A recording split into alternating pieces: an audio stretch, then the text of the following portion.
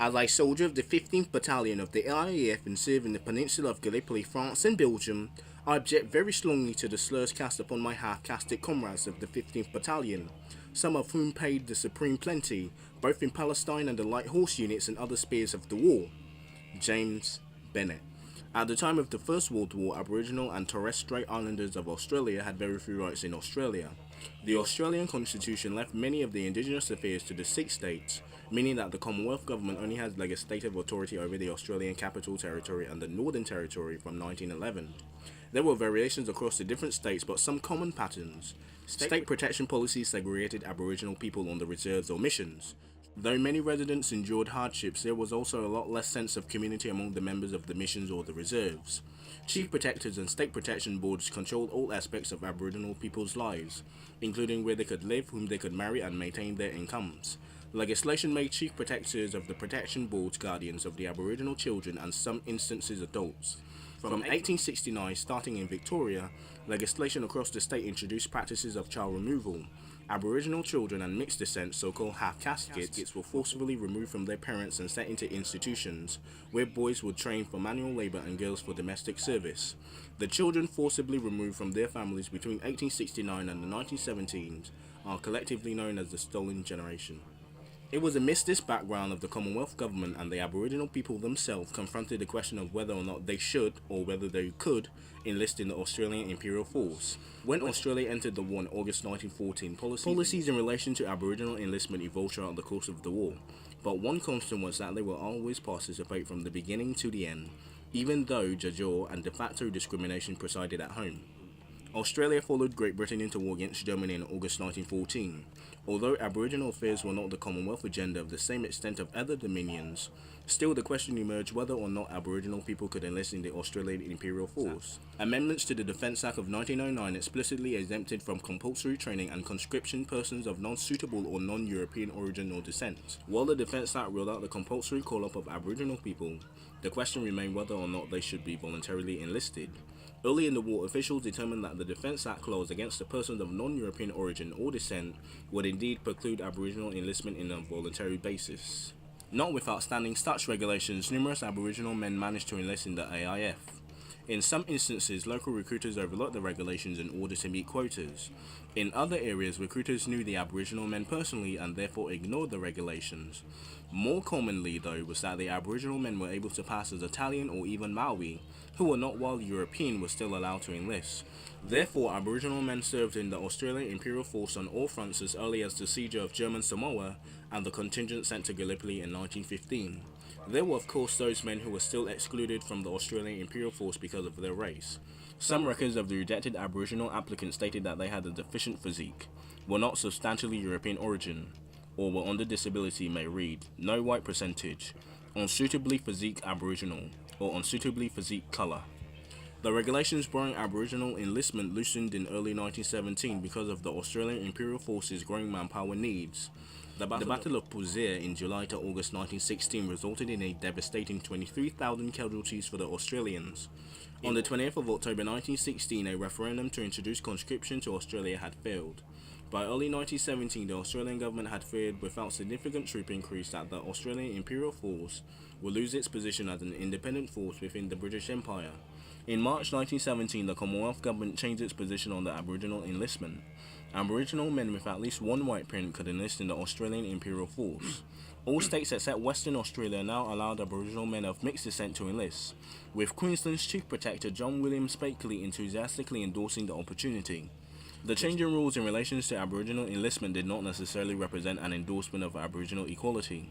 Instead, Aboriginal enlistees will now boost the Australian Imperial Force's numbers, while also serving as a form of propaganda in the press to encourage white men who had not yet joined up. Such media reports highlighted how Aboriginal Australians, unlike Indigenous people of other dominions, did not conform to the martial race stereotype. Instead, their construct suggested that the men were viewed as a spectacle in the war effort, rather than natural soldiers. Like on Indigenous Australians, Aboriginal men had their own personal reasons to join the war effort. Some joined for the spirit of adventure or for the supposed glamour of military service. There's also loyalty to king and country. More common motivations stem from the pragmatic economic opportunities in the hopes of a better lot after the war. For instance, in 1914, the average wage of an Aboriginal man, he had earned 7 shillings and 6 pence a week. In the army, a man earned 6 shillings per day. Of course, there was also the hope by fighting for white Australia, Aboriginal men would earn the respect and granted equal rights and opportunities upon their return. For those Aboriginal men who managed to enlist, the Australian Imperial Force was mostly an egalitarian experience. There were no segregated Aboriginal units and all the men were treated as equals. There are some recorded instances of white soldiers targeting Aboriginal men with verbal abuse early on in their military careers.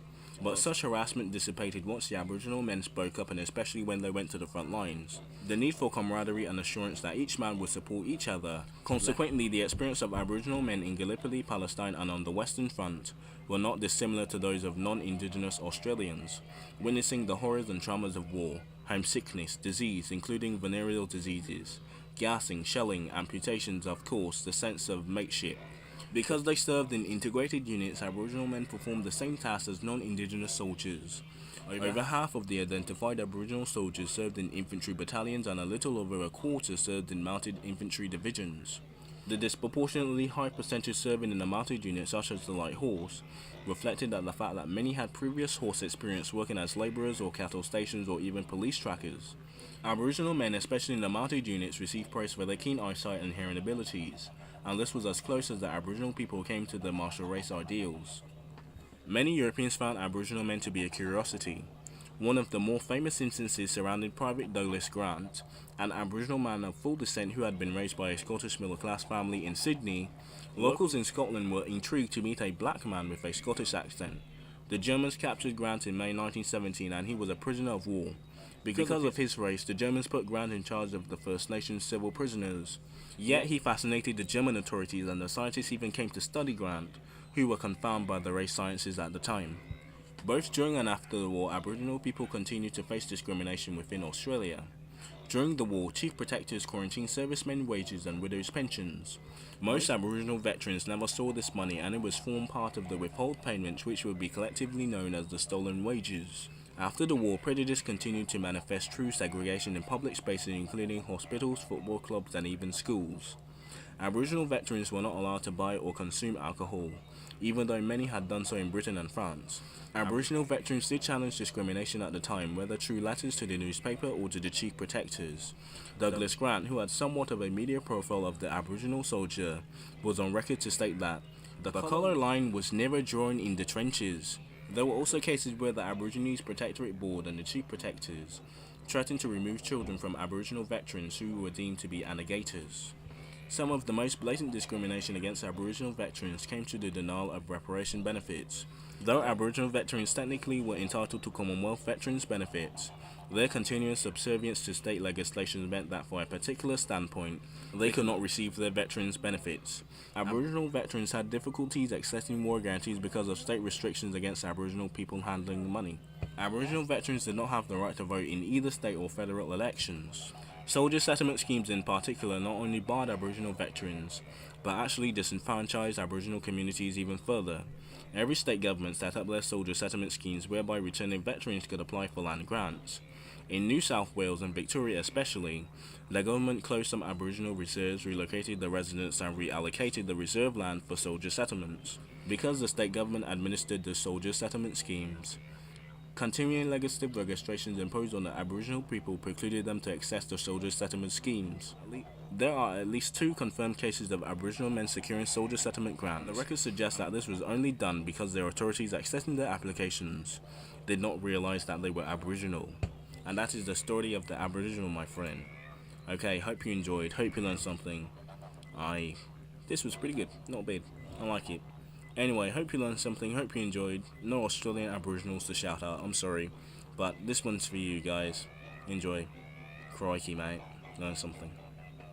I don't know what else is Australian. I think the barbie and the shrimpy and the grue are like white Australian things to say, so yeah. But, good